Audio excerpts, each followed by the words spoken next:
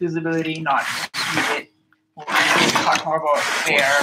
We've talked about light trespass, what that means or not, and how you measure it or not. Obviously, outdoor lighting is to be increasing safety, and that's something we've talked about as you're trying to increase walkability. People need to feel comfortable walking. That means usually a certain level of lighting and a certain height of light poles they found makes people feel safer. A lot of it is psychology. So this is where we talk about the shielded lights or not. And in the bottom photos with the shielded on the right and the not shielded on the left, you see that that's going to have the impact on both glare and light trespass. Because if you're looking at the photo on the left, obviously you have the glare, you have those lights shining in your eyes if you're there, so you can't see as well. But you also look through the photo, you see that a lot more around the edges is lit up.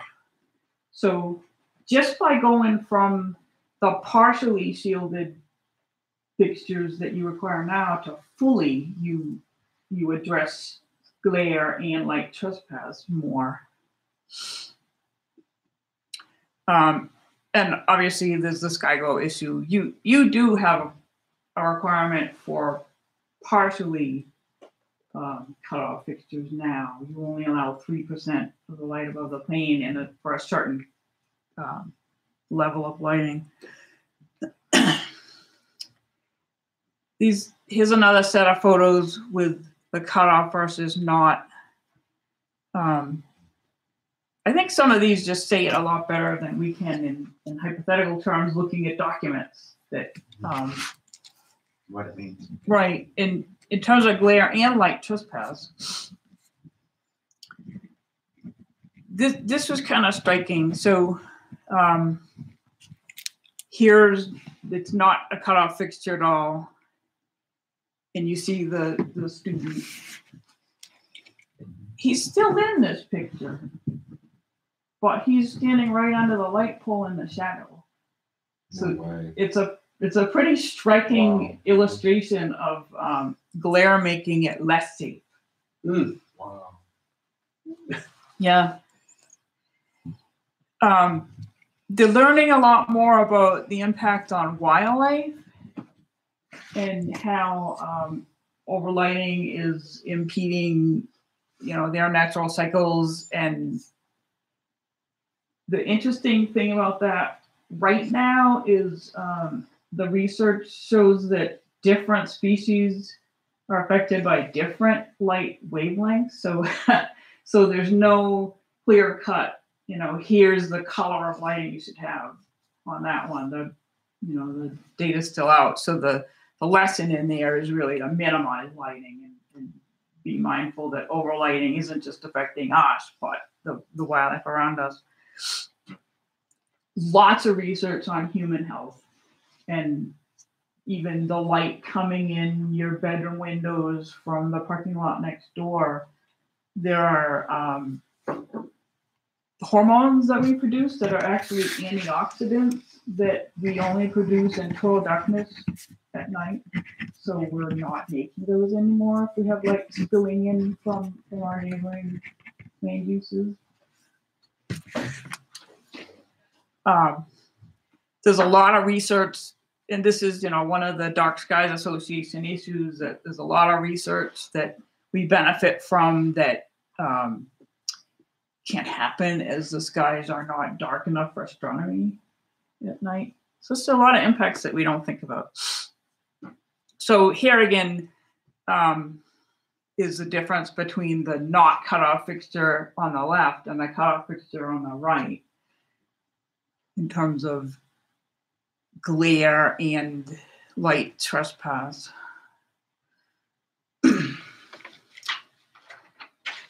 When we talk about fully shielded or full cutoff, that means no light above the 90-degree angle. Your ordinance allows some, not a lot, but allows some on a certain wattage, and it doesn't regulate others at all. I forget what your ordinance says about timers, but that's a pretty common thing, is at least in site plan review, to require lights to go off at night on a timer. I've thought a lot about how relevant or not that is for a resort community. I don't have that feel that you would for you know, do you have visitors that are wandering home at 2 a.m. that need the lights on a pedestrian path and whatnot? That might be different for your community than a typical residential community in terms of that timer.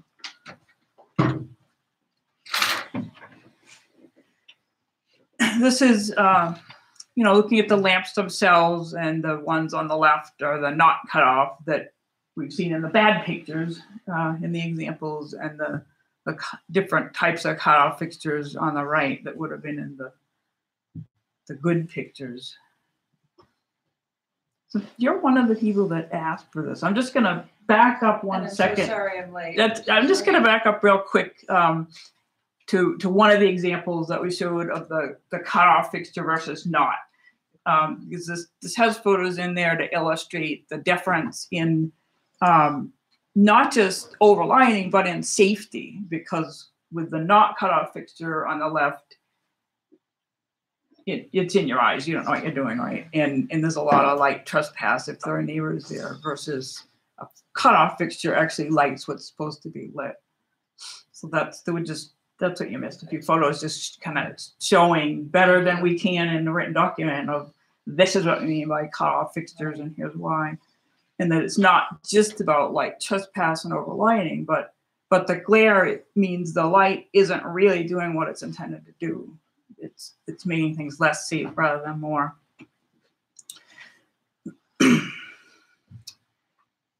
This is again, the introduction is, this is kind of the International Dark Skies Association basic intro to lighting. So I pulled out some slides, but I left in some because we're all, I think, trying to get on the same page of learning the right jargon on lighting. This is just kind of the 4 types of lighting that we talk about.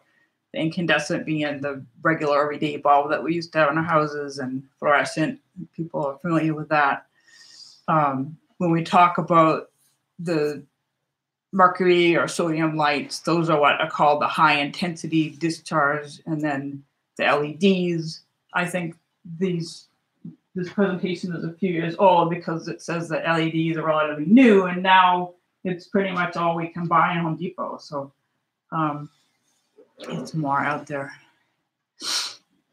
Again, incandescent is what we all just used to have in our homes that are getting hard to buy now. And fluorescent isn't that relevant to outdoor lighting.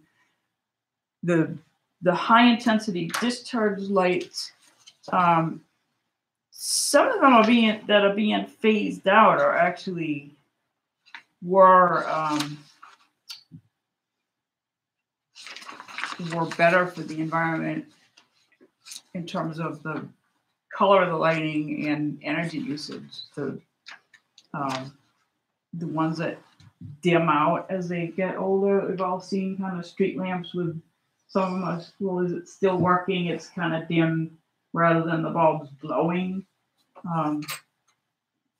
Those were, in terms of the color of the lighting, probably one of the best for the environment and people, but those are being phased out because they're not that energy efficient, that they're using actually the same amount of energy as they're getting dimmer, which I hadn't realized until I was reading these notes.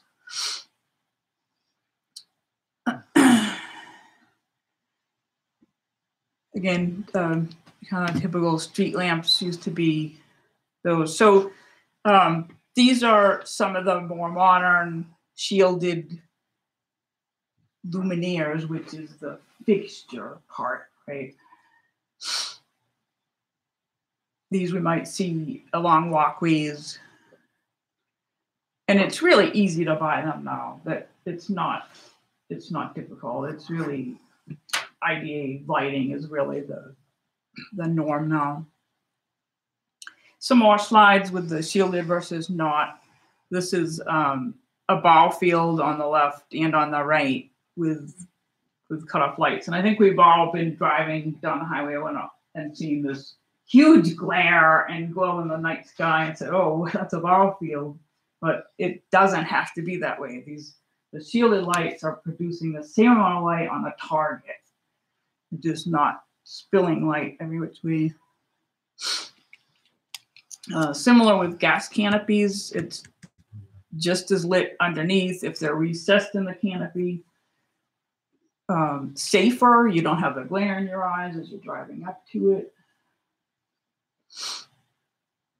This is an example we don't often see with the fully shielded lighting at an airport. Airports are another real source of night sky pollution. Unshielded at an ATM is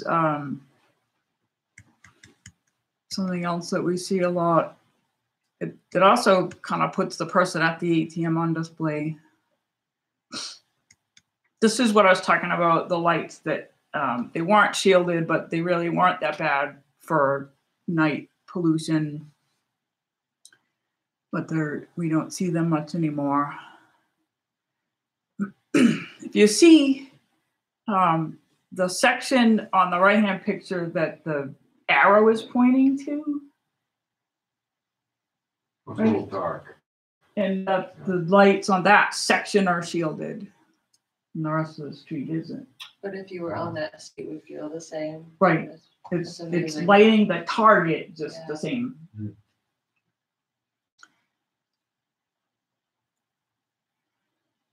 A lot of this presentation is aimed at getting communities ready to do a lighting audit. So we'll just get rid of that. But in doing that, they went over some of the terms that again we've talked about. Luminance. Another way that we see luminance defined is the amount of light that's reflected off of an object, because that's actually what makes it appear bright to you or not. You think about something that's white under a light looks a lot brighter than something that's black under it. Not because it's the amount of light that's being reflected. That's another way that luminance is talked about. Lumens is how we measure the output of the luminaire. We're used to thinking about light bulbs in terms of watts rather than the amount of light that's put out from them. This calculation is kind of important to remember. You'll see in you probably have at some point the Green Book Innovative Planning. It has a bunch of model ordinances in it. DES published it 10 years ago now. There's a lighting model in there, and we'll talk more about that. One of the standards in there talks about the pole having to be a distance from the property line that's based on a calculation of the height of the pole divided by 3. That's what's behind that piece of the model, is kind of the science of the area lit up by the pole compared to the height of the pole.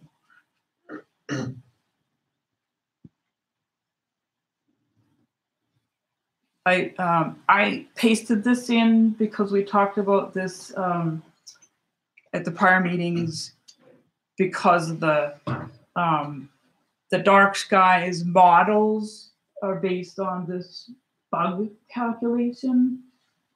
And when your village pedestrian study consultants talked about using lighting zones, the lighting zones approach picks a bug standard for each zone. That's really what the lighting zone approach is talking about, is saying a higher standard measured this way with what percentage of the light can be projected up and forward and backward. And that's really how you're talking about glare is forward, light trespass is backward, and light pollution is the upward. So in really simple terms, it comes down to a bug calculation that's available on a lot of lights now. You can look that up when you're ordering them for a parking lot or a building or whatnot. I don't find anybody else in Northern New England using this approach yet. I've really dug into that and contacted planners, throughout Northern New England, and I've asked the Dark Skies Association, and they're not aware of anybody in Northern New England using the fog lighting zone approach yet in Northern New England. So that's, another reason maybe to think it may be too complex for a town the size of the Water Valley without a full-time planning and zoning staff. It may be better to be taking some concepts from it in a more simple way and enhancing your ordinance that way. That one example you gave us, Tara, that wasn't a light zoning ordinance. Was that based on this bug thing? I'd have to be looking at, I sent you a bunch over the It last was couple the only meetings. one. It was the only one that was based on zone. The first one. Yeah, the first one. Was that I may should have been, remember that. was that picture. the model? The model ordinance uses this and their light It was model. a town. It was from a town. I don't remember the name of the town. It wasn't Peterborough, was it? It might have been. Yeah. Was it Peterborough? I particularly liked the Peterborough. Yeah, I like the idea of the zone. I thought it was a pretty good idea. I was just wondering if it was based on this bug thing. And you're I didn't saying think it was. In my understanding of reading it, I didn't see that reference in there. Okay. So if it was Peterborough, then I don't think they're using the bug. Yeah, look at it again. So let's back up to what you have. You have in your zoning, you have only 2 restrictions on lighting. There's a bunch of exceptions, but you only have 2 actual restrictions, and this is one, and it's called control of glare, but it's really more about dark skies because it's not regulating where you can put the lamp or really how bright it can be, but it's saying that most of it has to be projected down rather than up.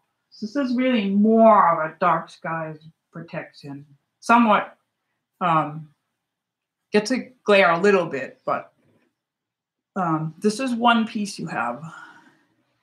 And then you have this kind of general, probably a little bit hard to measure concept that maybe we could strengthen and put some numbers in there that gets at the lighting zone effect a little bit. Some of the, I share with you some of the pieces from the different examples and models that I like, and then let's talk more about Peterborough and some other things that you've looked at that you like. My aim would be to leave here being able to write you a first draft of something, to have enough. I feel like I'm getting there to have some direction to at least take a crack at a first draft. It's interesting. I read that one, and I find it. I'm curious as to why we wrote that in the zoning, because what it seems to be referring to is if you've got an existing spot or floodlight and it's aimed at your neighbor, that's a problem. Mm-hmm. So why wouldn't that be an ordinance? I mean, if we really wanted to get at that, putting it in the zoning, I don't see how it would result in any enforcement. Yeah, and it probably hasn't. No, I as far as I know. I mean, but if we wanted to get at something like that, wouldn't we have to create an ordinance that says you can't do that? No, I think what you have to do is put some standards with this. Okay. And we'll talk about that. Maybe the standard is, well, let's look at some of the pieces that I was thinking would help you get at some of these things. But the questions, yeah, I mean, how to decide what goes in zoning and what goes in site plan regulation versus what's just dealt with as a private nuisance, is how much do you want to regulate homeowners? The question, if you're gonna put standards in the zoning that are, you know, what kind of fixtures and how far from the boundary and whatnot, are you prepared to actually fine a homeowner who just innocently goes and buys the wrong thing at Home Depot and pays someone to install it, you know, a floodlight in the peak of the house? That's, you know, it's a policy question of how much goes in the zoning versus if you really want to just focus on the commercial developments, then you put those details in site plan regulations. One of the things that I particularly liked in the Peterborough thing was they basically said, these don't, you know, homeowners, forget it, they don't apply. And unless, I think they had a standard in there, unless you had so many lumens, you put up a fixture that was, you know, exceeded this number of lumens, then you were regulated. Yeah. But if you were under the lumen standard and you were on private property, you pretty much could do whatever. Yeah, and most of them have that, and that's something that I would recommend too. And I think, you know, part of this gets at the second question of what's the right balance of, you need clearer standards than you have here. Right. I mean, I think I've worked with you long enough that you know that I feel if you're not going to enforce something, you shouldn't be in it. I want you to feel confident to enforce what you have. So that really gets to the question of clear standards versus, is it reasonable to enforce? Now, if you've gone too far in, you know, the metrics governing the homeowner, you're not going to enforce it either. So there's some right balance in there.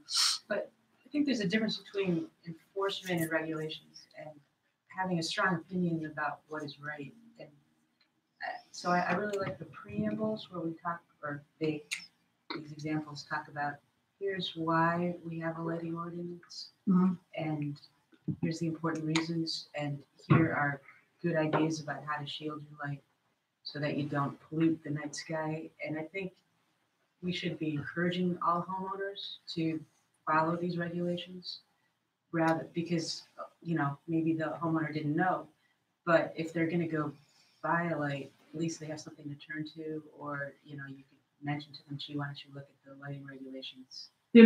There may be a better way to do education outreach than the zoning ordinance, because people aren't really reading that for education. There may be opportunities. But their architects might, when they're building a new house. But there may also be opportunities if you have, like, do you have community events where people have tables and groups have tables and like that? You know, like, well, I mean, we can do it at town meeting. Or, I mean, if that was our objective, we could do it at town meeting. I mean, we could set something like that. Anywhere that you have the opportunity to do, you know, grabs this stuff on this IDA website just for that, where I pulled this PowerPoint from. There are flyers you can print out with some of this educational stuff. So you could have a file on the, you know, town office counter where people come in to register their car or dog or whatnot. So I think there are additional ways to do the education outreach. And I agree that that's going to be a lot of it, is just making it the social norm. This is one of the pieces that we have in the model that we wrote in the innovative planning book that I was talking about. If you guys don't have access to one, I'll bring you one. Let me just ask you a question, something that struck me. What is the notion of grandfathering as it relates to lighting? I mean, if you're a homeowner and you replace a fixture, is the fact that there was a fixture there grandfather you? You'll want to be really specific about that in the ordinance. Okay, so some people go all different ways. Yeah, I mean, okay. They go all different ways in terms of when replacing you would never need to replace the fixture, but they go all different ways on, like, if it's a parking lot, and some of them will say if you're replacing 25% of the fixtures, then you need to comply. versus 50 versus none. So that's something you do want to think about. I don't think you want to be asking homeowners to change the fixtures, but just if they are changing them to do the right kind. Well, I agree that what you would want to do is if they're changing fixtures, just give them some suggestions of the kinds of fixtures we would like you to put in, but not try to write a regulation that says it's got to be a such and such fixture. Because if somebody buys the wrong fixture, I mean, our track record is such that no one is going to go out and tell that person, throw that fixture away, you got to go buy another one. So let's just see where the board's thinking is on the homeowners versus not, because some of this may point to more of this being in the site plan regulations. And when you think about the zoning versus site plan regulations, that's one of the questions. Another question is, do you want to be able to be flexible on a case by case? That can be a good thing when you want it. It can be a bad thing when the applicant wants it and you don't, because then you feel pressured, right? If you can waive things in the site plan regs, you can't waive something if it's in the zoning. You would need to send for a variance. That gives you protection from being pressured to make exceptions that you don't want to make, but it doesn't. Then you can't make them when you want, right? So that's always where the trade-off is in zoning versus site plan. But how the let's go around the table. You're thinking on across the board versus just non-residential. The first thing that comes to my mind is that when you talk about residential is the different types of residential that we have. Single family home versus condominium. That's going to be caught by, if it's more than a duplex, it's going to be caught by site plan review. So let's just think in terms of single family home versus the rest. Well, but one of the ordinances said that all residential was kind of considered the same, whether it was multifamily or single family. So if we don't regulate residential at all, then we're not regulating. If we follow that plan, then we're not regulating multifamily either. You regulate multifamily with site plan review. So right, but if we don't have regulations, so that's what I'm saying. I think we need. Well, that's why I'm asking you to just for now think about commercial versus single family homes, just the opposite ends of the spectrum. Well, I like what Peterborough, I think Peterborough specifically stated it was single family or two family homes, period, are exempted from the sets of regulation. But everything else was covered. But let's see what the rest of the board thinks about exempting single family homes, for example. I generally lean that way, but I'm unsure. Yeah. You don't need to be sure till about December. Yeah. You could with that. I'm still thinking through it because you could have, significant light pollution from a single family home. Yeah. And I'm thinking of people who do like motion sensors or other types of, it's very much ingrained in our society that more lighting is better, I think, in a lot of places for safety and security reasons. And I'm also thinking, throwing in a mix, the time of the year, and the number of people we have, say, on a December evening at 5 o'clock. In December, well, when it's quite dark, and the larger number of people we may have walking about too, or here. So it's all roiling around in my noggin at the moment. It's a tough issue. Yeah. I mean, I can look at it from my own perspective. I don't want to have to replace all the floodlights on my house, but that house up the street where they don't live there and the lights all the way up their driveway are on every night, and it lights up the whole, it's an empty dirt road. Well, that drives me crazy. We've talked about, could we go put some black tape on it, and that wouldn't harm it, but it would help everybody. It can be a real nuisance. Yeah, but we do just feel strongly about our private property, right? Yeah, I think that's what's giving me some difficulty. Yeah. Well, I agree with Rich, but I think I need a little more discussion to make some good answers. we're very decisive. Yeah, it's a tough. Well, that's why we're taking our time with Yeah. this one and not Yeah. having I And- haven't drafted anything yet, Yeah. because we're still working it And out. the point you make too, and something I may have mentioned earlier here, is that having regulations which we don't enforce is something I very much am against. If you can't enforce it, why is it? It weakens the whole, Yes. it weakens the whole framework, because if you don't enforce some pieces, then do you feel comfortable enforcing others, and what's the rationale here? No, that's about it. I don't really have any more answers. But without any sort of framework, people have no idea what to do, so Right. they'll just do dumb stuff. And you know, Present company not acceptable.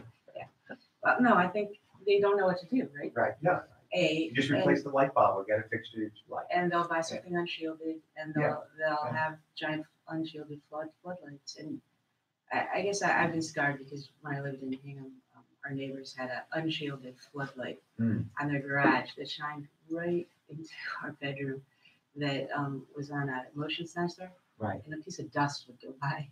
The thing would go on all night long. And so, you know, without any sort of regulation, there's nothing that a neighbor can turn to and say, you know what, that's not allowed. And therefore, you know, I'm going to ask you to please, you know, you got to change that or fix that. And so there's nothing to back up the injured neighbor without a regulation. So I think we have to have a regulation for single family homes, or you know, the neighbors are going to get screwed by, you know, someone who might not necessarily know that they're doing something wrong, but might not be willing to fix it if there's nothing there that says they have to. Right. Now that's different from the town coming in, you know, because if it's just forest on the other side, you know, then you're just harming the animals, and we can decide, do we want to go that far or not? But you know, if you're harming people, you know, you've got to give the people a chance to defend themselves. Well, I think we already do regulate to a certain extent residential just by having a building code. I mean, that does regulate residential. Well, not the lighting. Well, not the lighting, however, that didn't for that. So I think that something like lighting, which can affect people around you. In other words, if it was something that really was not going to affect your neighbors or something like that, I don't see any reason to regulate it, because it does. I think you'd be right to have some sort of regulation with regard to lighting. Don't know what that would be right now, but I don't see a problem with regulating it to a certain extent. Yeah, I agree. I think if we are being cognizant of night sky, dark sky protection, it needs to include single homeowners as well. And it seems like there are a lot of ways to, you know, there are so many things in the market now that people ought to be able to achieve what they want in their homes and not affect their neighbors or not affect the dark sky overall. You know, and as a town, I think we'd be able to implement it gradually, you know, print out some of the IDA pamphlets and distribute them with building permits, or, you know, increase our education. But I think it's important that we would have zoning for residentials as well. There are different levels there, isn't there? I mean, I think what I'm hearing you folks say is really that idea of light trespass is something that maybe we ought to be more willing to regulate, as opposed to the larger concept of, you know, of dark skies. Well, there's nothing I to think we prevent believe in dark skies too. No, I'm not saying exactly. But what can we practically do? If you don't have any regulation at all, there's We nothing can't to do. prevent a resident from Right. putting out a searchlight and just kind of Yeah. waving it throughout town. I Right. mean, just because it's a resident doesn't mean that they should be able to do So, that. and so this is one of the pieces that we talked about last time, when we talked about, well, it's fully shielded, but it's up high, so the neighbor is still eye contact with the bulb itself. That's what this is getting at, right? Because if I put a fully shielded lamp on the peak of my house, it still might be shining in the neighbor's window, but not if you combine it with something like this about the height. And I'm sorry, Ted, I got a question about, what about decorative lights?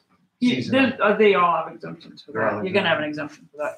Should be, One, you know, in my opinion. one of the other basic pieces that you're not asking yet, and I think you want to put this in, that fixtures be, and I mentioned this, that not exactly this language, not approved by IDA, because that requires somebody to pay into this private organization, but meeting the same specifications, and Conway does have that here as well.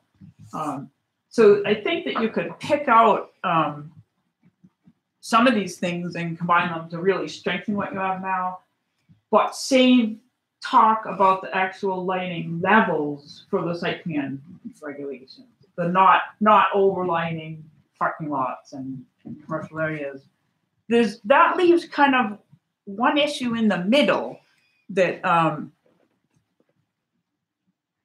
that I wanted to see. We kind of agree, you know, we can talk about the fixture and the light trespass and whatnot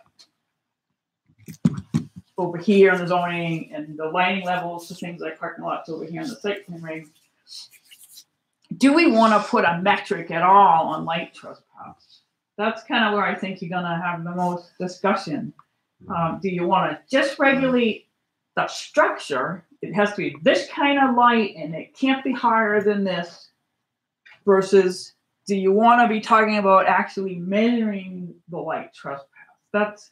That's where I think the fine line is going to be, or the tougher one. Yeah, how do you get around that though? I mean, you know, if the goal is to prevent light trespass, ultimately the only way you can do that, I think, is someone to go out with a meter and say you're beyond the standard or you're not beyond the standard.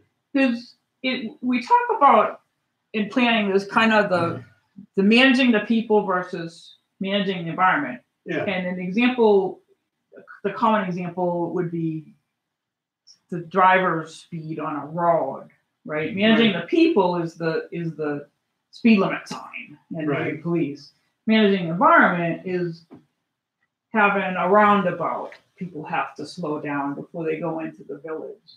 So I think that this is kind of managing the people versus when we talk about the shielded fixtures not being way up on the peak of the house, that's managing the structure.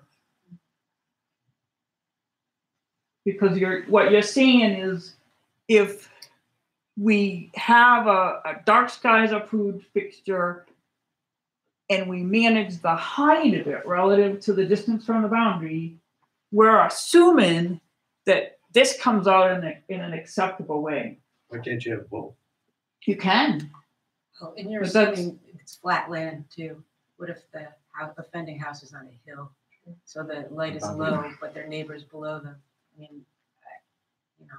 Yeah, but I live on a that's, if you restrict the candle power at the boundary line, doesn't that somewhat solve that issue? The light that most annoys me is a mile and a half away in a different state across the Connecticut River up on a hill. So I know exactly what you mean. So that's why. But you're not going to solve all of those things, right? And that's a reason to have this. But you got to be willing to enforce it if you're going to have it, right?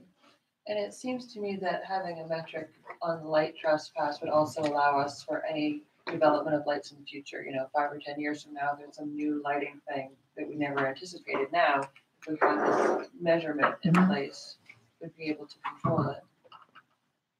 So I think this is one of the examples I sent that gets the metrics. It goes on to say this, that's again the general thing. So it could be they're on a hill and they're still a nuisance, and there's still something in there that helps you with that. Although I think Southampton, New York is probably pretty flat. We didn't talk about the color yet. That's another piece that we talked about at the last meeting that you wanted to see. 3,000 is the typical cutoff. I've seen it in the model. I've seen it in a couple of communities. Yeah, this is going to be the tough one, I think. I always tend to come at these by trying to solve specific problems. I'm sensitive to what Nancy's saying, which is we don't want one homeowner putting up a fixture that, you know, is shining into someone's bedroom. And it would seem to me the way to get at that, you know, and then you could go and argue, well, you got the wrong fixture, and the person is going to say, hey, look, that fixture's been there for 10 years, right? So now what do? Or versus saying, look, you know, it's putting out more than the 0.05 foot candles at the boundary line. You know, you've got to address that somehow. I don't care, it's up to you how you do it, but you can't have light spilling into a neighbor's property by some standard. Otherwise, it seems to me, how are you going to deal with your neighbor? Because that's where most of it's going to come from. It's not the police running around and chucking lights. They're not going to do that. Right. I mean, you know, so you've got a dispute with your neighbor relative to a light. You need something you can hang your hat on, and it says, hey, you know, the standard says this, and we think you're over that standard. Fixtures are tough. I mean, when somebody says, oh, you know, yeah, the fixture's been here for 4 years. So, you know, it seems to me most of the thing we're trying to get at is spotlights on the side of the building, putting out a lot of light, more than lighting an area, right? Mm-hmm. So either it's the height, it's the height thing, you know, because people are going to put spotlights up. They like them. Well, the thing is, Well, that to they can illuminate, change too. you know, areas they walk in, you know? As soon as you put a regulation for a certain type of fixture, there's going to be a new one that comes on the market. Yeah, Think right. about measuring the light at the end of the boundary. It's basically fixed. I mean, no matter what you do with your fixture, it's still going to meet that requirement. Bill, I heard you say when we started the conversation that you like Peterborough because they exempt homeowners. No, they exempted homeowners under a certain amount of lumens. Okay. All right. When you're dealing with a fixture that was under so many lumens, yep. you forget about it. You know, just live with it. You know, and I like that approach. Or otherwise, you're into, you know. Light, please. I mean, that's just being practical. And that makes sense in you have an unquestionable interest in preventing glare, right? I mean, that's a safety issue. Yeah, but I think so. You might not like your neighbor's landscape lighting, but it's not like trespass. It's not glare. Right. Yeah.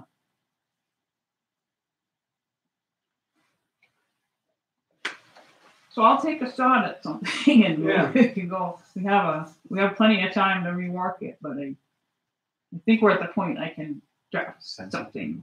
With regard to the color that you mentioned, if we're going to do something with the color, there should be some sort of science behind it as to why this color is being chosen, rather than just say. Yeah, there's a lot of science behind it. But I really like the ones that have the meat at the top that talks about why, and that's the kind of thing I would like to then be able to distribute to people. Because I think if we explain why, that's what people really need. Because if they understand, you know, we don't want to hurt the animals in their cycles because people love animals, and we don't want to pollute the night sky because we want to see the night sky.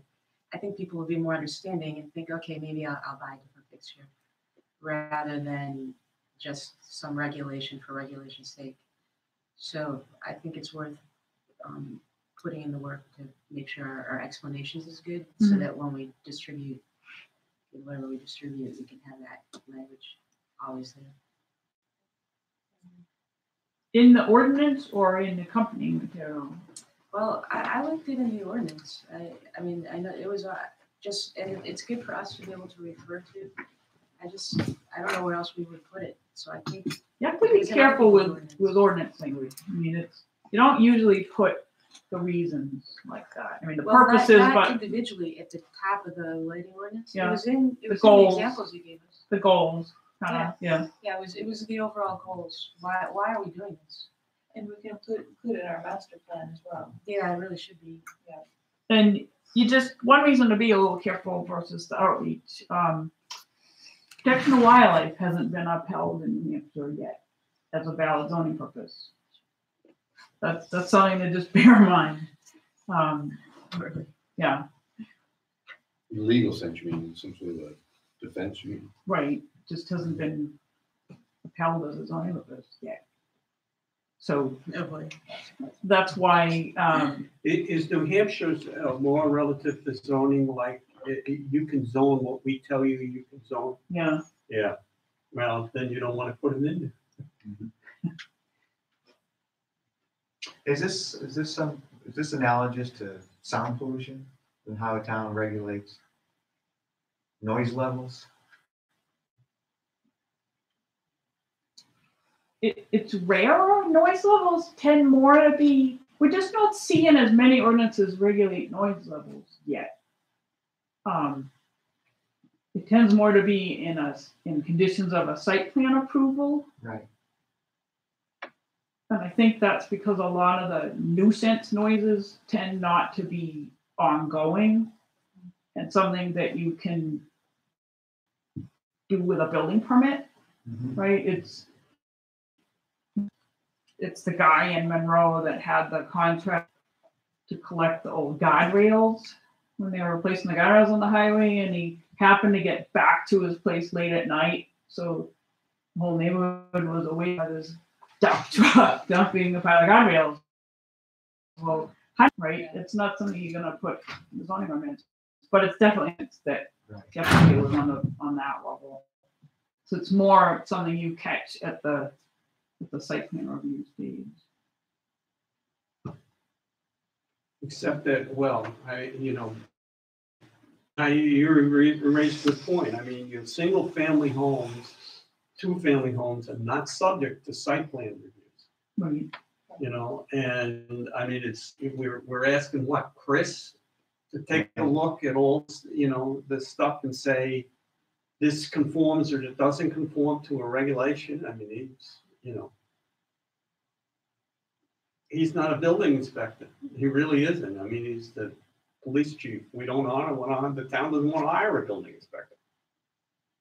So if we talk about the metrics and you have the village plan that talks about lighting zones, that would maybe imply that that there's a lower standard in your low density residential district than the rest. And that's gonna make sense in terms of trying to attract the activity to the village center, right? You want that well lit. There's gonna be some light trespass incidences in that area. It's just gonna be, and there's a reasonable expectation that there is too, right? I'm not gonna expect the single family residence that happens to be next to the condo parking lot have no measurable light in their yard, right? So there's gonna be we've gotta kind of sort that piece out too. And I think that's where we can use the lighting zone concept. Are we a little different too as a town in that many of our residences are not occupied often? Think of single family homes, for example. Yeah, well, Many of the people, these are second homes for many. yeah, right. We may be a little bit unique in that regard. I don't know, I work with Bretton Woods and Mountain Lakes, so I work with a lot of. But that's how they wrestle with this sort of thing too, even though most of their homeowners aren't there at any given point in time. I mean, each community has different issues. Yeah. I guess back. But I guess I'm not with you yet on how that relates to the lighting. How that would affect how you think about light. Well, I would suspect there are some homeowners that when they're not there, want the exterior of the building lit up for security reasons. So, okay. But I'm guessing, and others probably don't care. You know? Yeah, black hole. Yeah. But when they get there, all of a sudden everything is turned on. I think too, a lot of people are, and I'm speaking for myself, I really didn't think about the animals and the little critters that we affect with light. And I think most people probably wouldn't think that about that either. They're thinking more about lighting up their house. And I think to be more sensitive to the animals, believe it or not, than humans. Like if we had a complaint that there are lights shining in our window, as opposed to light shining on an animal, they think about the animal privacy more with us. But it seems to be, that's something I never thought about, just a comment that I didn't think about the animals. And some people would think, well, for security reasons, I don't want a bear coming out to my house. So they have Right. motion. So how, yeah, That's the that's dawn. So I think they're that's thinking done. that the light would discourage the bear? Well, no, Oh, yeah. That's the way people would There are people, I think there are people who think that if I have a big spotlight going down into that section of the woods, it'll scare the bear away. Funny. That's what I think they would think, yeah. Yeah, I don't think bears care. So for education purposes, what Nancy was saying, to have some kind of, something that people can be educated on to understand all of this, as we are trying to understand I mean, ourselves. it's something we can put in, whenever we mail a bill or something as a reminder, a sheet of paper that talks about this issue. We've done that other Yep. sorts of issues. So why don't we also plan to do a few of these slides at the hearing that you have on the zoning amendments? Good idea. Some of the reasons, just For whatever we come up work with that right by into the, next yeah, meeting. work Why, what that direction. with the public hearing. Are we in any way, I'm sorry. And see if we can get an article into the big one too, and just really blast Yeah, people yeah. with the That'll thinking help. behind it. Are we in any way unique in that we have a federal entity that surrounds us with regard to this issue of lighting? Tax it. Mhm. Probably want to tax it. Well, yeah, beside taxing, I mean, I guess that was a roundabout way of asking, do we have to comply with anything in this area with regard to the national forest that No. surrounds Waterloo Mhm. Valley? So they don't have lighting regulations. They can't impact yours. No, but for ours to impact theirs. Well, what I do wonder, Rich, is whether taking it like the ski area is in the town, but it's in the national forest. I mean, the town is huge. Well, I mean, whose regulations are covered? Do we have regulations that say ski area can't do this? I don't know No, if we got a right to do no, that. as long as they're saying that that's a governmental purpose, Yeah. then you can't. I don't think we could. If Right. they're trying to be a good neighbor, they'll probably comply as much as they Right. can, but you can't. You Regulate. can't do enforcement. No, I wouldn't think we could. But I was also flipping it the other way. Can they regulate us in No. any way? They No, can't. no, Okay. no. No, well, the ground is private property, where Right. most people live is private property. Right.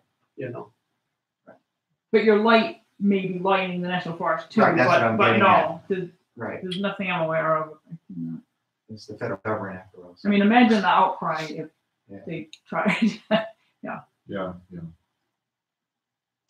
So, all right, that gives me some direction, and we'll certainly have more discussion on the flying Helpful. Thank you. I want, for my remaining half hour, so what I think I need to do still is start working on the document itself, the zoning document.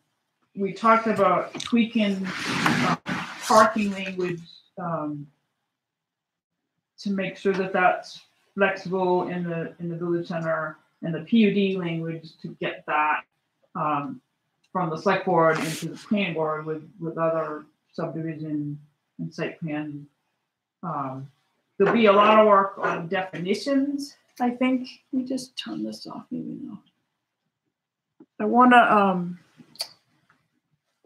hand out two versions of the use table. I spent some time bringing the use table to the next point. And I'm gonna go ahead and incorporate it in the ordinance so that you can see next time the whole ordinance with some changes and how it looks. But I want you to take a detailed, I think it's important that everybody take a really detailed look at it.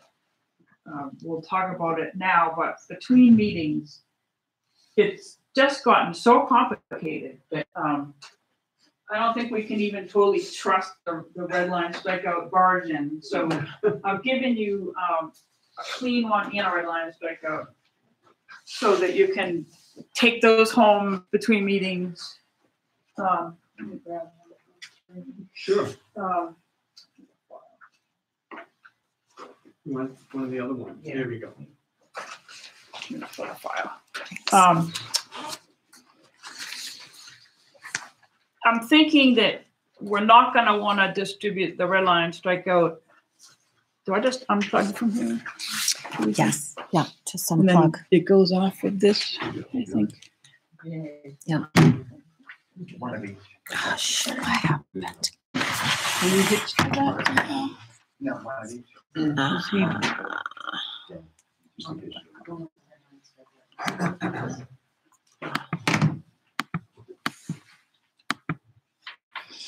Overview.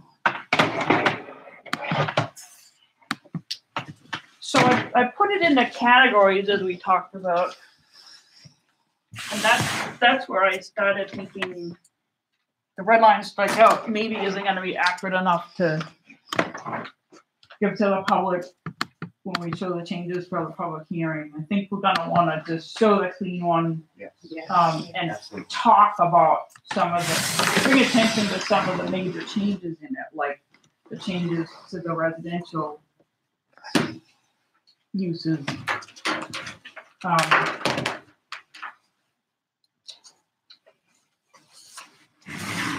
I think there are probably some places that you could add some uses, but I didn't want to kind of leap ahead and do that. But I had, if we could go just while we're all together to some of the things that I highlighted in yellow. That's really where I had still some substantive questions. What this reflects right now is the discussion from the last meeting. I've caught up with that and I organized it in the category. Can we talk about water parks again? We've talked about water parks a lot, but I still wasn't clear. Do you want water parks anywhere if water parks are really an amusement park that's focused on water and slides and all? Or are you just using that term because you don't know what else to call some other stuff that's with the pool? I vote for two. Yeah. Yeah. I'm looking to see if we have it defined. Do we have it defined in here? Yeah, I think it depends a lot on how we define it, like how We're extensive is the other. I'm going to be spending a lot of time on definitions. We're going to spend a couple months on definitions just to make sure that they all are saying what you want.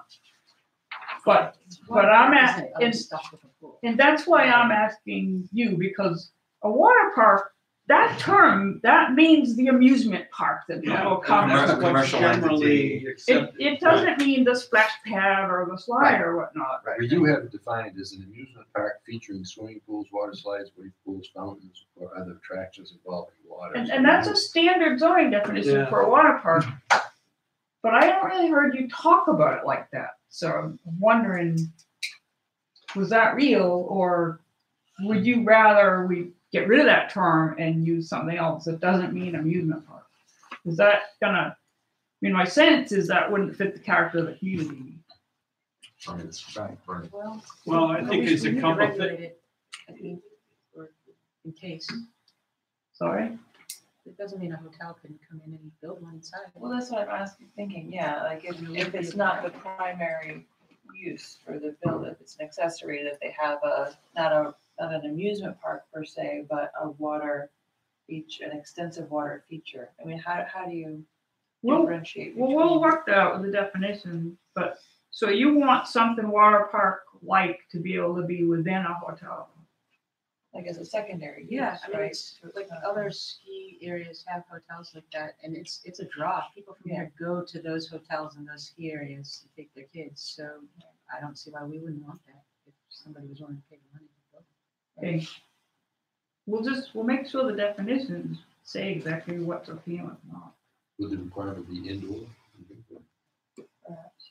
That would help with any noise. Do you want them coming to ski and staying picking that hotel, or do you want them coming in the summer Yeah, picking that hotel? Because then it might be outdoors too. right.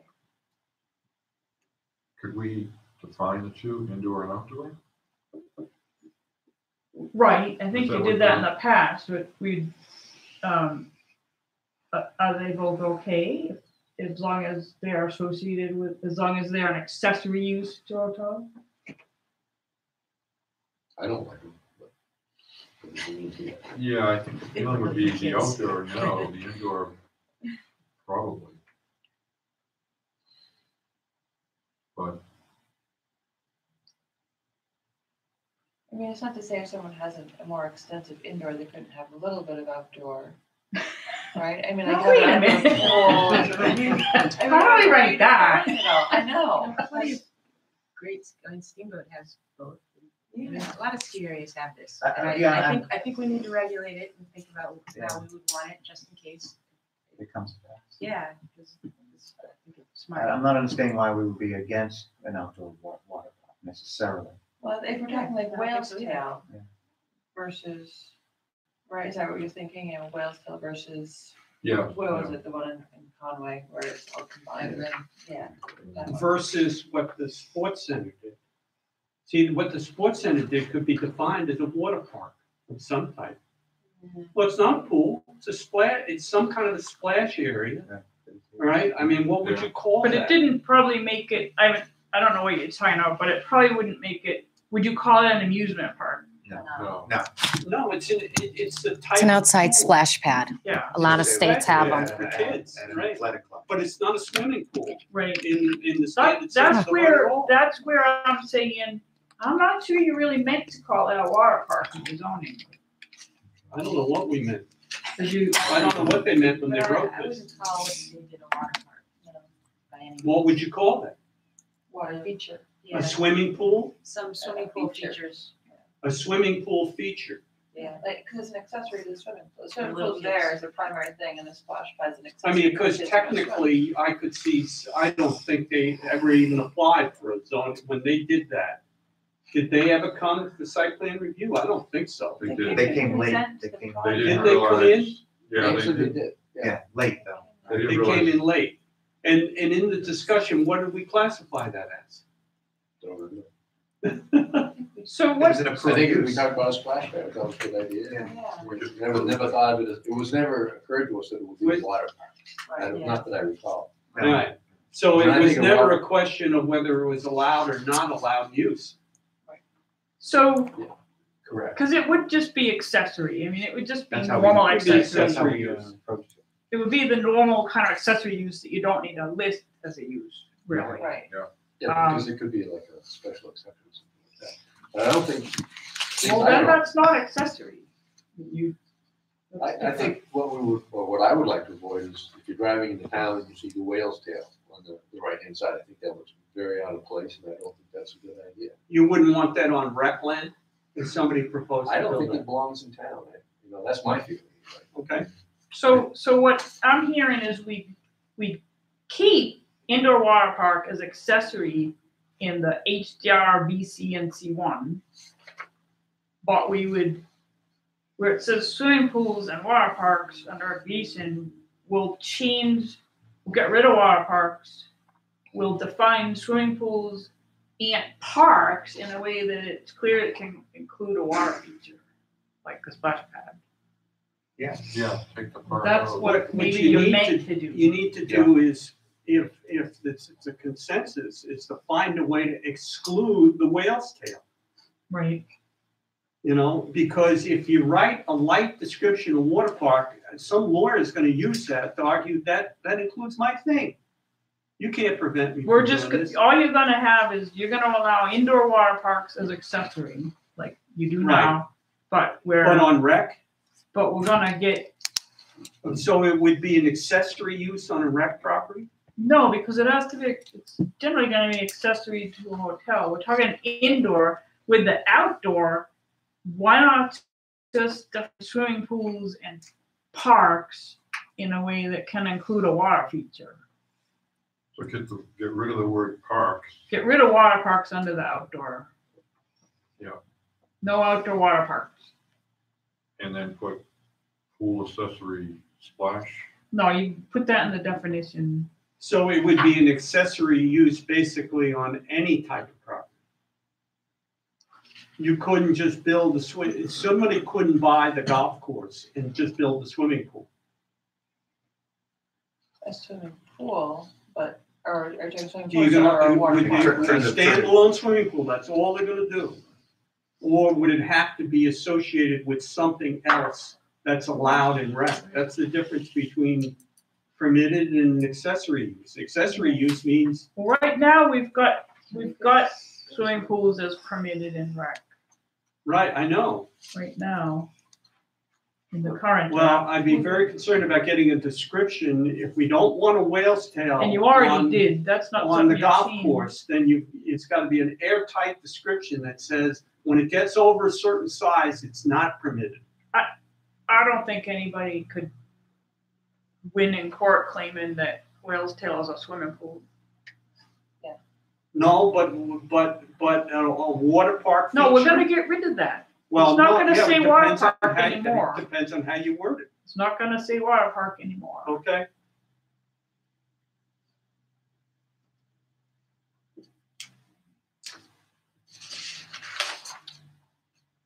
My next question was on, the top of the third page in the just black and white version. I got thinking about, because you list things like, because you're so specific and you talk about gazebos and swimming pools, you don't say anything about like outdoor theaters, like amphitheater kind of things. I was wondering, so then when you talk about theaters, I'm assuming you mean indoor theaters, but do you want something that makes clear Well, it a says, park could have an amphitheater? Yeah, I would think we'd want that outdoor. the definition of theater is a building, part of a building, or outdoor area for housing dramatic presentations. But might it, right, but might it, that's why I'm asking, those are probably okay in different places. Right? I mean, right now you lump it together, but my question is, do you want to split it up? Because the indoor ones make sense in the BC and C1 and maybe even the SC, but the outdoor maybe gonna make sense in recreation, maybe even in snows and the green belt. It should be split up. It's really two different things. Yeah, your definition that lumps them isn't probably working. I see what you're saying. Yeah. So tell me which zones you want to allow the indoor and which zones you want to allow the outdoor, as we put it up. Well, the outdoor could be in any of the indoor. I mean, is there a zone where someone would not want an outdoor that's currently listed?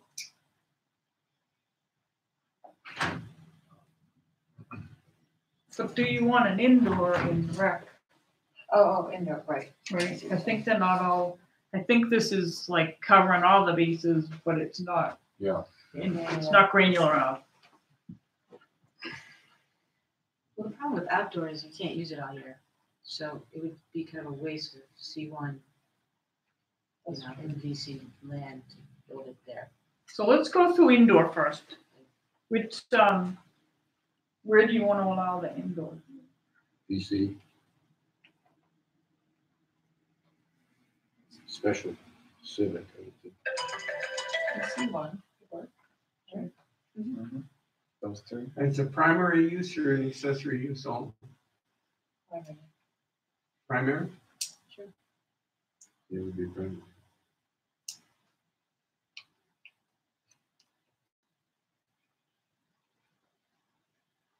And outdoor. Rec. Special civic. Yeah. BC. Yeah. HDR.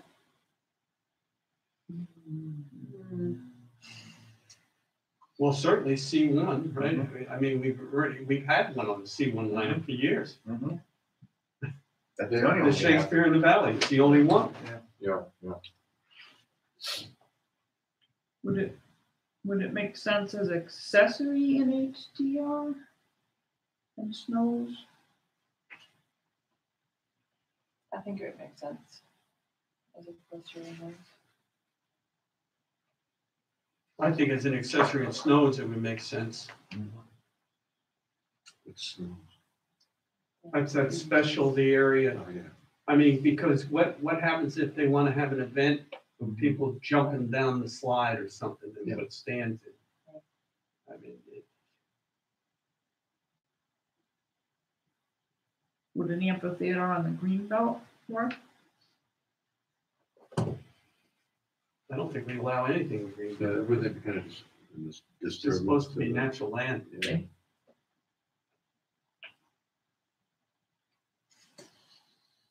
All right, we talked about water park. The other thing that But you're saying it's not necessary. Oh, well, that we would say that it would be permitted up at the ski area.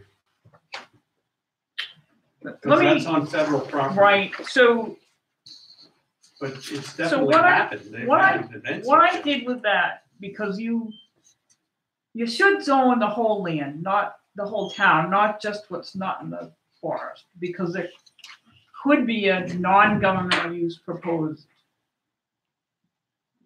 Right. right?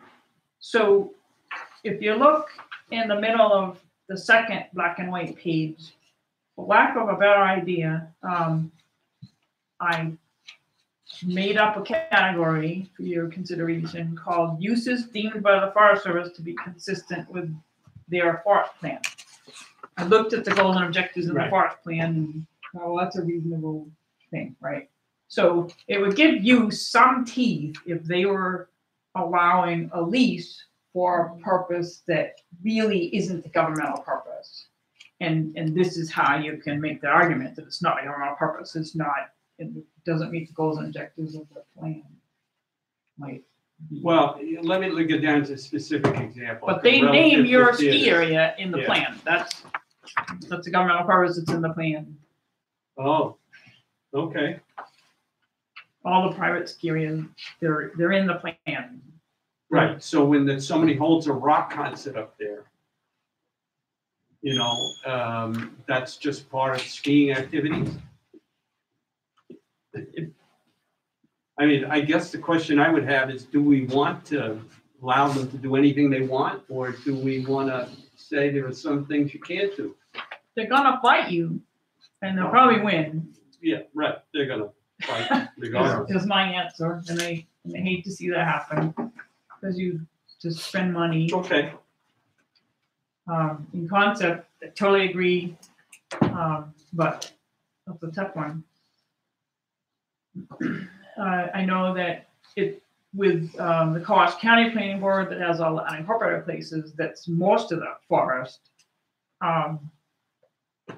Some private uses have gone to them for permits and some haven't, and there's not a lot they can do when they don't. Right. Like the AMC huts, that's a private entity, but the Forest Service will make the argument they're providing recreation for them, and so it's a governmental purpose. It's just a tough issue. So I thought this would give you something rather than just having it ignoring. Okay. Let me get to my one other question, and then one other thing to point out before you take this home and read it. My other question was, when you say public utilities and public service installations, and you have them as a special exception in the residential zone, permitted in the BC and C1, and accessory in the special civic and rec. What are you picturing when you say public utilities and public service installations? What do you want that to mean? Can I build a power plant here? No. No, but you can build a substation. You can build a telephone switch. We've got those. And the question is, we really don't want, I wouldn't think we'd want those built on LDR or HDR property. But they exist. A power plant, I don't know, I guess it gets into a definite, I don't think anybody would want to build a power plant here, but. How about wind towers or a solar farm? It's a good question. I mean, solar, we've already got solar installation. But not a Not a farm. solar farm. That's, For- she's talking For the about use of the property, but what if I just want to buy a lot and cover it? Yeah. I we don't would not- know. We would not want that in C1, to have like all the, Well, and you gotta be farm careful with and that. I solar mean, farm. I'm trying to figure out whether it would make sense to cover the entire sewage treatment plant with solar panels. When we say non-commercial, So why wouldn't that make sense on C1 property? if it's accessory, not if it's primary. I mean, If in that once sense, it'd it's be accessory, right. yes, but it's listed as prime, I mean, Yeah. potentially primary. yeah, but we can Accessory. prevent that was named for non-commercial use, right? So public means like the utility.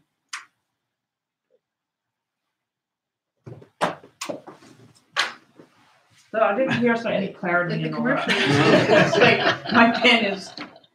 The usual. Well, the commercial use is income producing, like a solar farm or a wind farm, as opposed to a substation, which is just basically a way to get.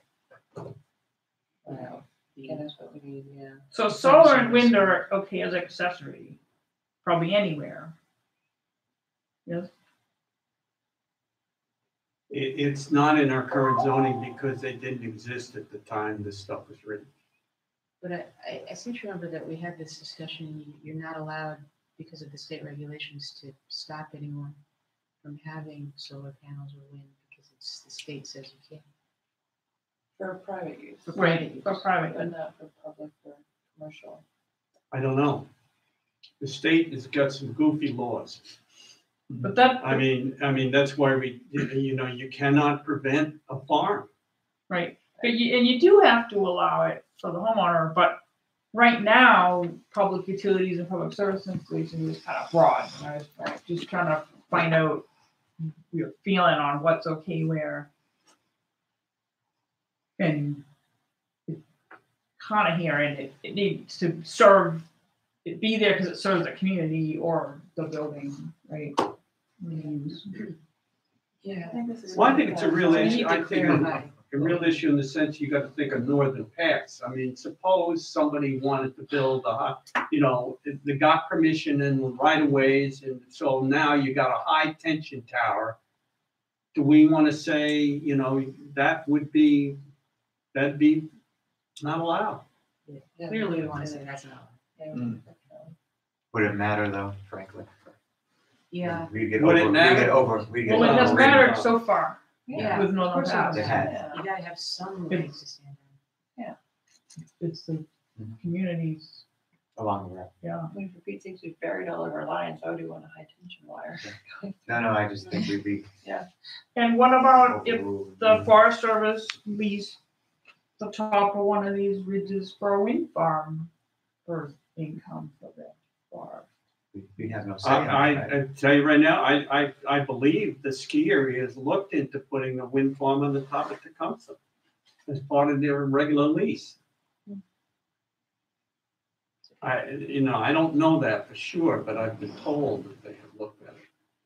But does the town's authority extend to Forest Service property? Well, Well, it's a town. it's a governmental purpose is what it comes down to. They'd have to be able to make the case it's a governmental purpose. that's where I think if you at least incorporate reference to their own plan, you have, Right. you have a little bit of a Well, they're probably gonna argue generating money is. Governmental purposes. Right, Governmental funding the purpose. forest.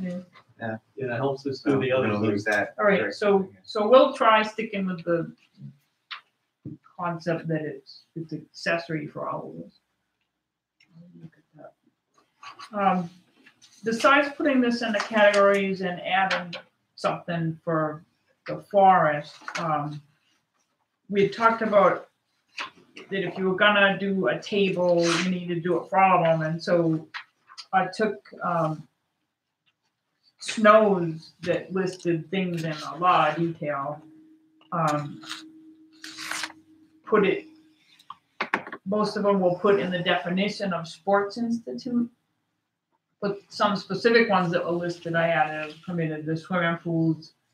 I put dormitories as accessory, plant fields, parks, the ski lifts that were all permitted everywhere. So it's just something you'll want to look at. So I think that you're really going to want to spend some time sitting down with your current ordinance and the list of uses and what we've done so far here. Go through it twice. Once with, did I get it right? Was that what, are you happy with the outcome of your discussions as it looks on paper? And then go through it again saying, are there other opportunities to add any uses to any of the columns? Are there, when you look across the row, does it feel like the right fit for what's permitted where, what's the special exception where you want a little bit more of a handle on it? It might be okay sometimes and not okay sometimes, or accessory where it would always be allowed. I'm forgetting now, you had something in there that was called, it was in the Snows, take a look at your Snows regulations, and I didn't really do much with, you have a lot of details in there about dormitories and who can stay there, and then you have this thing that just doesn't exist in zoning called a accessory by special exception for using the dormitories for other uses. So what I did with that for now is just put dormitories as accessory, but that's one place to look and see if you need to keep any of that detail. That I'm sure made sense at the time and was in there for a reason, but see if it whether any more is needed as we roll it into this structure. So over the next month while you're doing that, I'll be going through the full text of the ordinance and seeing where we can make the parking more flexible, and opportunities to help increase the density in the VC and C1. And then I think we kind of have got it, right, in terms of close to a full set of amendments, at least. Do you Start have looking at it as amendment. your kind of current list of definitions for this stuff too? I want to do that next. I want you to be happy with this and me to have a good feel for what you mean by each of these things, and then I'll go through the definitions and do some work on those and run those by you to see if I got that right. It all hinges on Definition. Yeah, It really does, and that's I was why- looking at this thinking, And that's well, why these yes. conversations are helpful for me to say, well, what do you mean? What do you picture? Don't worry about what it says now, we'll fix that. But what do you mean when you say this term? What do you want it to mean? And then we'll make it mean that.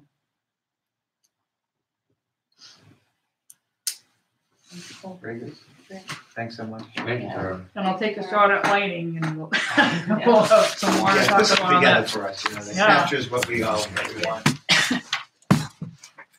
Okay, thank you, Tara. Yeah. Very good progress. Great.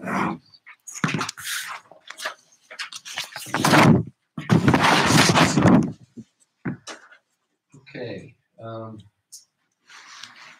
was it for old business. We'll move on to new business. We don't have anything listed in the new business. Excuse me, Terry. Before I lose Joe, could I talk about something on the new Sure. business? Yeah. Bill Spence and his wife Colleen just moved into Waterville Valley last month, and he and Rob Wilson, who is here, have both expressed an interest in becoming alternates on the planning board. I'm not sure though, of Rob anymore because he left. Was So I before Bill leaves. Was I talking about homework at that point? Or? Yeah, What was it? Well, it's Robert Wilson. Rob, he goes by Rob. He's think actually I been heard here twice. Yeah, he's come to Yeah. a couple of meetings. I would and, remind they were here. You too. Yeah, I talked to them both, and they both would like to us to consider them as alternate members. I understand the process is we vote on it, and then I could bring the if it's agreed, I could bring it to the board of supervisors. Oh, I thought They it can was select appoint. board. I'm sorry, select board. Sorry, I got board of supervisors on the thing. You're talking about the planning board voting on it first? We have to submit yes. Okay. According to Mark, we have to submit our approval of their application to be alternate members for the select board to consider. Well, we have Bill here today, and I don't know if you have anything you want to say to the board, or can you give us a brief history? Yeah. My history. Been a resident of New Hampshire for 10 years. Previous to that, I was a senior executive for Chanel, the fashion and fragrance perfume company, for 25 years in New York City. Currently, my partner and I have created a website business that publishes digital content for the 13 to 28 demographic. And I think that once that enterprise has reached its fruition, we will finally retire. You have any cosmetic stuff for the board? Yeah, everybody asked that question. I put up with that for so long. Why would we be any different? I finally, I found a solution when I was meeting with bankers, and I asked them if they had any samples. There you go. And that shut them up. Well, that's great. Quite impressive. Do you live here in the valley now? Yes. Anybody have any questions? No, I think it's terrific. No, good. Then I would suggest that the board votes for approval for Bill Spence as to become or to Be an alternate on be an alternate on the planning planning board. And the, we may have an objection there. No, I was just saying, what about Rob? Yeah, I think we should include Can we Rob. also include him? Yeah, I don't know him. If someone wants to, that's fine. Yeah, I would. I've talked to Yeah, him quite a bit. I think We've we've been working him over. Yeah, Yeah. we've all been talking with him, and he's been twice. Well, we put Bill through the paces we didn't have. Oh, yes, the paces were terrible. I might just add that I was president of the board of directors of the co-op in which we lived. It's a co-op apartment building in New York City for 15 years. And in one respect, the only way I was able to get off the board was to move out of New York. Yeah, in the other respect, it was, it was a good work, but still a good experience and helpful in trying to maintain our principal asset.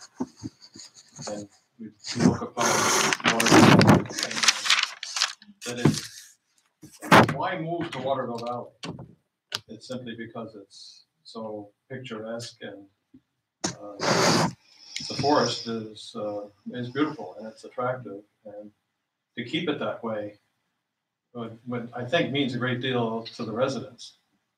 And just listening to the meeting, this matter of light pollution and use of land, concepts, whether you want a standalone water park erected in Waterville Valley is. Along with our wind towers and Yes, that's solar right. farms. These are very valid issues, and I think every resident would be interested in, well, at least participating and knowing about them. At least that's the way I look at it. So that's why I'm here. Great, appreciate you coming in and taking the time. Welcome. Today. So we'll go with the vote on Bill Spence and Rob Wilson as potential alternate. We recommend them to be approved as alternates, right? Right. To the point, to the Select select board. Right. All in favor? Aye. Opposed? Okay, very good, thank you very much. I will bring it forward to the next meeting. Yeah, once you're on, you can never get off. Yeah, that's why I told that story. Well, there is one way you can get off. It's a bit drastic. Yeah, well, it's been drastic, That's yeah. good. It's not a good one. I was talking to the audience here too, privilege of the floor if you want to add something. Yeah, I just want to kind of plant a seed here. I think the culture of vacationing is changing. I'm seeing it year to year, and it's dwindling down quite extensively. Last summer, I talked to a lot of property owners that have kids that I don't see anymore. I said, where you been? And they said, we're a slave to our kids. We're running around every weekend for tournaments. And I even have a daughter who's a cheerleader, and we travel every weekend. My wife takes my daughter somewhere for a cheerleading competition, and I bring my son to a soccer competition. So I think Waterville Valley is starting to turn into an event resort. I've got to go to Waterville Valley because of a wedding. I have to go to Waterville because my kids are in BBTS. I got to go to Waterville because of a hockey tournament. And I'm seeing that more and more. And having talked with a lot of people in the soccer fields and the lacrosse fields, if we had 4 playing fields, excuse me, they could bring thousands of people up into Waterville Valley for the spring, summer, and fall. Just in soccer alone, they'll do that. Lacrosse, the guys who do the hockey tournaments in the winter do lacrosse tournaments in the spring, summer, and fall. And they said if you had 4 or 5 playing fields, we could bring in 60 teams a week for a competition. So I'm kind of planting the seed. There is 13 plus acres of land behind High Country, the old dump that the Waterville Company has. We looked into it, but it's just too expensive for a private entity to kind of do that. So I'm kind of planting the seed for the town to look into that, to think about it, do maybe a little due diligence. We have almost 4 acres beside our athletic club between us and the school. Maybe there is I'm not sure how many fields we could get on there, maybe 1 or 2. Plus Packard's Field, that's 3, kind of in the same location. A little easier to get to than going down on West Branch Village Road.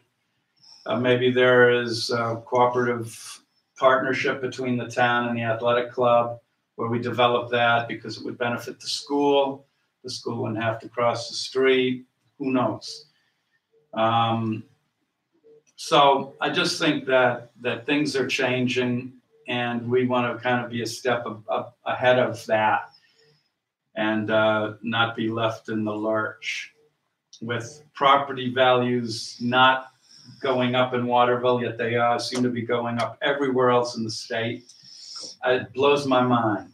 I've been here since the day I got out of college, pretty much, and this is the most beautiful, scenic, picturesque, outstanding community I've ever seen. 18 resorts a year. I've never seen anything like this. And so for this valley to be at this point where property values are not going up, where we are not getting vacationers in here, where we are not getting young families in here, I can't for the life of me understand how that's possible. I went to talk to the selectmen yesterday about, should somebody do an ad campaign down in the Plymouth area and get the professional people, doctors, professors, whatever, to come into Waterville Valley. Well, Mike Aronson had a really good thought saying, $160,000 can get you a lot more down in Campton Thornton than it can in Waterville. So that's true. Talked about affordable housing, doing something. But I think that we need to have some sort of discussion on the housing, getting people in here, getting vacationers back in here. I heard that Ragged Mountain almost doubled what we did here in skier visits. It's can't even believe that, but it seems to be somewhat of the case, maybe a little under.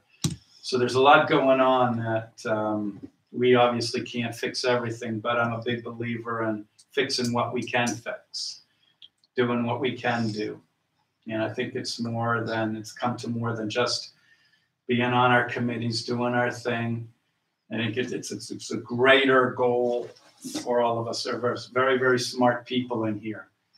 One of the things I like bringing up is that Robin Cook, the medical thriller author, well, he has a place on Martha's Vineyard, Louisburg Square. He's got the highest penthouse in Naples, Florida, and he's got the floor under Trump at Trump Towers, and he lives in Waterville. And that speaks volumes to me on what this guy, who is kind of an eccentric dude who likes his real estate, says about Waterville Valley. And it is something extremely special. And I think we have to get our minds around doing something to try and jumpstart what the natural beauty has given us, yet the people in the valley have yet to be able to master, and making it a little more of a vibrant community. So, I could talk forever about that. And I think the old Waterville Inn had it right in the old town back then, when you couldn't build a home with a kitchen, because they wanted you to take your meals at the Waterville Inn, because that's how the inn was going to survive. We don't have a lot of restaurants in town because you got the Golden Eagle, you got the Black Bear, you got all these places with full kitchens, so people don't have to go out. I go to Deer Valley and Beaver Creek and all these places. I got a little coffee maker and a little fridge, and I got a menu book this thick. So there are things that we have to work around, but I got off on a little segue. But the fields, I think, is something that the town can look into, and obviously would have to go to a vote.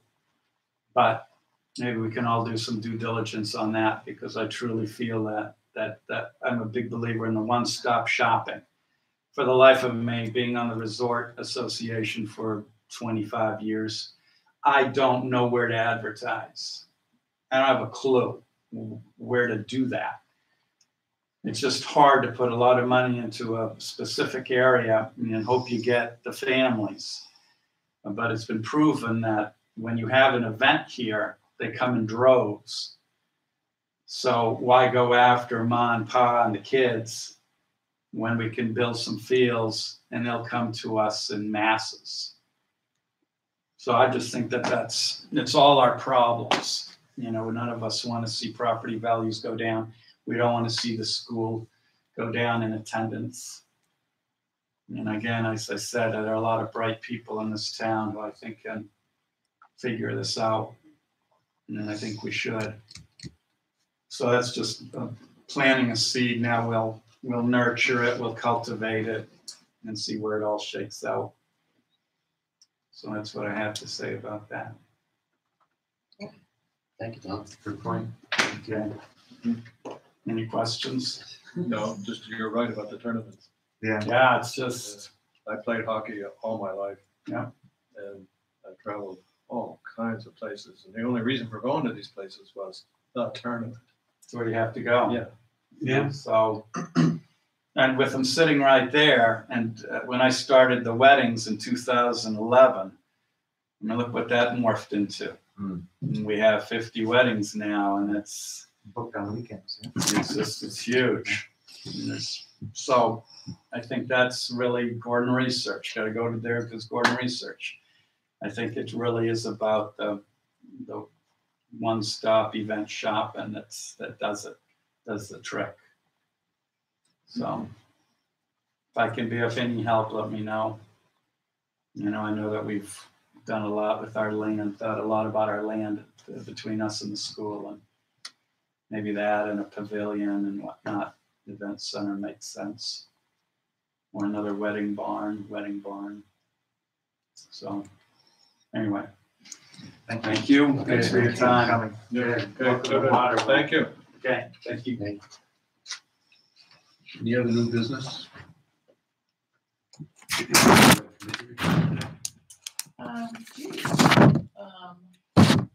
Did not bring engineering paperwork, but we're working through, the engineers, are pretty, we're approaching getting a final plan, to be able to put out to bid. It was brought to the select board yesterday, to explain, and this is primarily addressing the 10-foot multi-use pathway as well as needed crosswalks, any sort of protections. There's one section that will need a metal railing for security because the distance for the I'm sorry, I thought Mark would be here. There's a Do you need this? no, this is all like engineer sketch at this point. Nothing. It was only this big. Yeah. And And it's writing even. So we're moving forward with the engineering. I guess is about where we're at. Yeah. Did you have, the voting for the different signs put up there? Yeah, actually, thank you, Rich, for spreading those out behind you, but those, it was decided both by popular vote and by select board vote to go with this option for the sign. This one, Yes, okay. yes, the D2. I was asked a question and you couldn't answer. At one point, I think at the town meeting, it was mentioned that there would be water involved in it, like a waterfall or something like that. There's, any water conduits under the road would be assessed and replaced if needed, but no water feature with the sign. I think It might add it's probably expense. road work because we Yeah. wanted to make sure. Must the have been a drainage was good. misunderstanding, because I 6 months out of the year wouldn't be able to run or anything. No, I think it Yeah, was probably looking at the Okay. waterway under the That might be road. sort of a water park. You Where- can slide right off from the top there. Where's the whale tail? Yeah, I like that one. That was the one I kind of liked. Yeah, The mountain. and to clarify, we are not just pushing golfers, No, golfing. Yeah, There will be you got different plenty of icons golfers for all there, the yeah. different sports to go across the bottom. And color coded too, right? And Yeah. color coded, Rainbow yes, golf. to be continued throughout the town. and that's a relatively good representation of the size compared to the individual standing at the right. Not rich, but Relatively. Relative. Yeah, relatively. Okay, It's good. not strictly to scale, but it's pretty close. So it's good size. Oh, it's big. You'll see it as you drive in, which is, well, Yes, they will make sure the lighting. it's not a blink and you miss it kind of. What you see now is the speed limit sign. Yeah, I know. Yeah. Well, I'm hoping that'll act as a speed limit sign, really, the big sign like that, people would slow down knowing now that they're coming into some sort of. Well, and we will be Populated narrowing area. the travel lanes as well. Is that right? To create the 10 Okay. foot, yeah, Bike lane. So this will create more of a welcome. Yeah, yes, welcome whichever rates. Slow down, buddy. yeah. Maybe even well, I know people hate road bus, but road bus that comes would be a great thing. We talked about that, but then needing like a double lane and not having the space. There was a town I went to in Florida, in the Keys, that had a big sign as you came in. You're here. What's your hurry? And then the 25-mile speed limit, like right That's after. cool. Okay. So yeah, I think that's. One of the first times, driving nuts after that. That guy's gonna get tired standing beside the sign though. Yeah, I know. Very good. Okay, Carrie, did we have any communications? No. Okay. Anybody else want to bring up? I'll take a motion to adjourn. I'll make a motion to adjourn. I'll second that. All in favor? Aye. Opposed? Very good. Thank you very much for coming. That's what I'm tired. That's Get a okay. little wave and Don't people let look it that happen way, again. and it's like, Yeah, they did that. Yeah, I know. Yeah. Drainage in the back too. I don't know if you saw that. No, It's so funny, I was shopping corner at there? Walmart Yeah. yesterday and you could really